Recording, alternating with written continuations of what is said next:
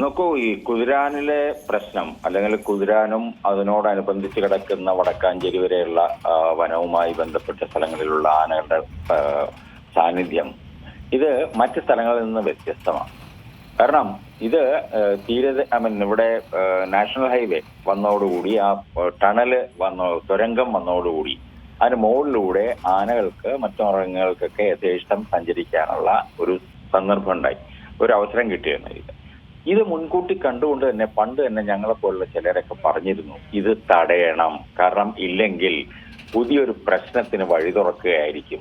അതുകൊണ്ട് അതിനു മുമ്പ് തന്നെ ഈ പണി നടക്കുമ്പോൾ തന്നെ തുരങ്കം ഓപ്പൺ ചെയ്യുന്നതിന് മുമ്പ് തന്നെ അവിടെ അത് തടസ്സപ്പെടുത്തണം, ആനകൾ ഇപ്പുറത്തേക്ക് വരാത്ത രീതി. പക്ഷെ അന്ന് വനം വകുപ്പിലെ ചിലരുടെയും മറ്റു ചിലരുടെയൊക്കെ താല്പര്യം എന്താ വെച്ച് കഴിഞ്ഞാൽ ആനകൾക്ക് കുറച്ചുകൂടി വിസ്തൃതമായിട്ടുള്ള സ്ഥലം ലഭിക്കുകയല്ലേ എന്നുള്ള ആ ഒരു തീവ്രമായിട്ടുള്ള ഒരു കൺസർവേഷൻ ചിന്തകളാണ് ഈ പ്രശ്നങ്ങളിലേക്കൊക്കെ പോയത്. ഇന്നിനിയിപ്പോ എന്താ ചെയ്യാൻ പറ്റുക?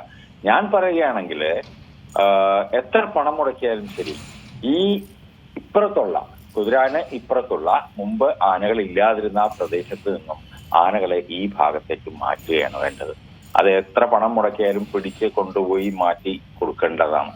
ഇല്ലെങ്കിൽ ഇതൊരു പുതിയ പുതിയ പ്രശ്നങ്ങളിലേക്ക് നീങ്ങും. കാരണം ഇന്നിപ്പോ ആന വടക്കാഞ്ചേരി എനിക്ക് തോന്നുന്നു ചേലക്കര ഭാഗത്തൊക്കെ എത്തിയിട്ടുണ്ടെന്നൊക്കെ കേട്ടിരുന്നു. അപ്പൊ അത് വലിയൊരു പ്രശ്നത്തിലേക്കാണ് പോകുന്നത്. ഇതിനൊരു ശാശ്വത പരിഹാരം വേണം. എപ്പോഴും നമ്മൾ ഫയർ ഫൈറ്റിങ്ങിലാണ്.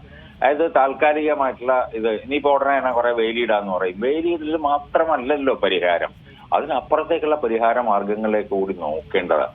അത് നിർഭാഗ്യവശാൽ അങ്ങനെയുള്ള ഒരു ചർച്ചയൊന്നും നടക്കുന്നില്ല. ഞാൻ അറിഞ്ഞത് വനം വകുപ്പ് ഒരു പരിഹാര മാർഗങ്ങളുള്ള ഒരു പദ്ധതി തയ്യാറാക്കി എന്ന് കേട്ടിട്ടുണ്ട്. അത് മറ്റ് വേദികളിൽ പൊതുവേദികളിലൊന്നും ചർച്ച ചെയ്തതായി കണ്ടിട്ടില്ല.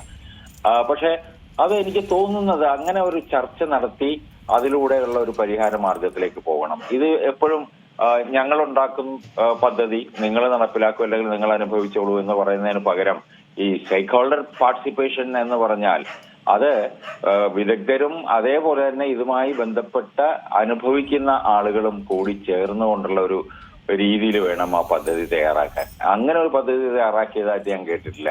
എനിക്ക് ചേലക്കര ഭാഗത്തുനിന്നും മറ്റുള്ള ഭാഗത്തുനിന്നൊക്കെ ആളുകൾ വിളിച്ച് എന്നോട് സംസാരിക്കാറുണ്ട്. അവർ പറഞ്ഞു ഇവര് വേലിയിടും എന്നൊക്കെ പറയുന്നത്. എത്ര വേലിയാണ് നമ്മൾ ഇടാൻ പോകുന്നത്? ഇനി നാട്ടിൽ മുഴുവൻ വേലികൾ സൃഷ്ടിക്കുന്നതിന് പകരം ഏത് രീതിയിൽ പരിഹരിക്കാൻ പറ്റും? ഇവിടെ പ്രത്യേകിച്ച് I am talking about site specific ആയിട്ടുള്ള ഒരു പരിഹാര മാർഗമാണ് ഞാൻ സംസാരിക്കുന്നത്. അപ്പൊ അതിനുള്ള ഒരു ശ്രമം നടത്തേണ്ടതാണ്. എങ്കിൽ മാത്രമേ ഇത് തീരുള്ളൂ. അല്ലാതെ നമ്മൾ ഇനി അവിടെ ഇവിടെയൊക്കെ പോയിട്ട് കുറെ ആളുകൾക്ക് ഇനിയിപ്പോ പണം കൊടുത്തു മരിച്ചതിന് ശേഷം അല്ലെങ്കിൽ അപകടം ഉണ്ടായതിനു ശേഷം നടത്തുന്ന ഇത്തരം പ്രക്രിയകൾക്ക് ചെലവഴിക്കുന്ന പണത്തിന്റെ കുറച്ചെങ്കിലും മാറ്റി വെച്ചുകൊണ്ട് ശാശ്വത പരിഹാരത്തിന് നമുക്ക് പോകേണ്ടതാണ്. അതിന് നോക്കണം. ഏറ്റവും പുതിയ വാർത്തകളും വിശേഷങ്ങളും വിരൽത്തുമ്പിലറിയാൻ സീ മലയാളം ന്യൂസ് എല്ലാ ഡിജിറ്റൽ പ്ലാറ്റ്ഫോമുകളിലും ലഭ്യം.